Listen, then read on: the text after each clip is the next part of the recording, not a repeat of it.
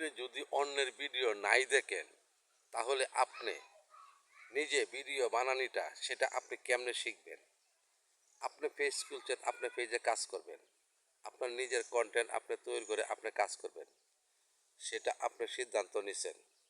কিন্তু অন্যের যখন বড় বড় কন্টেন্ট ক্রিয়েটরের ভিডিও আপনার সামনে যায় তখন সেই ভিডিওটা আপনি দেখতে চান না, উপর দিকে ধাক্কা দেন। উপর দিকে যদি ধাক্কা দেন সেই ভিডিওটার মাঝে কি বললো আপনি অন করে আপনি সম্পূর্ণ ভিডিওটা দেখলেন না। যখনই আপনি অন্যের ভিডিওটা দেখলেন না তখনই আপনি কি এই ভিডিও থেকে আপনি কোনো কিছু পেলেন? না, আপনি কোনো কিছু পেলেন না, যেহেতু আপনি ভিডিওটা সেখানে দেখলেন না। আর আপনি যদি ভিডিওটা দেখতেন তাহলে এই ভিডিও থেকে আপনি অনেক কিছুই আপনি শিখতে পারতেন। যখনই আপনি অনেক কিছু শিখতে পারতেন তখনই আপনার জন্য ভিডিও বানানিটা সেটা অনেকটাই সহজ হয়ে যাইত। কিন্তু ওই ভিডিওটা দেখে যদি আপনি ঠিক সেভাবে আপনি ভিডিও বানানির যদি আপনি চেষ্টা করতেন অবশ্যই আপনি ভিডিও আপনি তৈরি করতে পারতেন এবং ভিডিও তৈরি করার মতো আপনার আগ্রহ হইতো এবং আপনার মন মানসিকতা ঠিক থাকতো এবং ভিডিও আপনি সেভাবে আপনি তৈরি করতেন।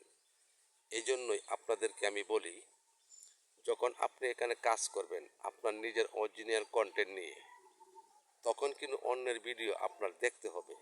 ভিডিওটা দেখবেন কেন? ভিডিওটা আপনি কেন দেখবেন? এটাই তো হলো আপনার কাছে আমার প্রশ্ন। আপনি ভিডিওটা দেখবেন ওই ভিডিওটা কিভাবে তৈরি করছে, কেমনে তৈরি করছে, কিভাবে কি কথা বলছে, কি আপনাকে বুঝাইবার চাইছে, আপনি কি বুঝছেন। ঠিক তেমনি আপনি এভাবে ভিডিও তৈরি করে আপনার অডিয়েন্সকে আপনি বোঝাইবার চেষ্টা করবেন। যদি আপনি ভিডিও দেখেন তাহলে আপনি ভিডিও তৈরি করা শিখতে পারবেন। আর যদি ভিডিও আপনি না দেখেন তাহলে আপনি ভিডিও তৈরি করতে পারবেন কিন্তু ভিডিওর ভিতরে কোনো কিছু থাকবে না।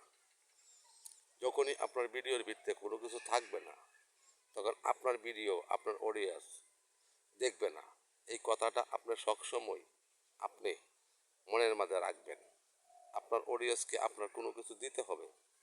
যখন আপনার ভিডিও দেখে আপনার অডিয়েন্স কোনো কিছু শিখতে পারবে তখনই আপনার ভিডিওটা আপনার অডিয়েন্স সম্পূর্ণরা দেখে আপনাকে লাইক কমেন্ট আপনাকে ভালোবাসা তারা দিতে বাধ্য। এজন্যই বলছি অন্যের ভিডিও দেখাটা এটা একটা জরুরি একটা কাজ। সেই কাজটা আপনি কখনোই মিস্টেক করবেন না।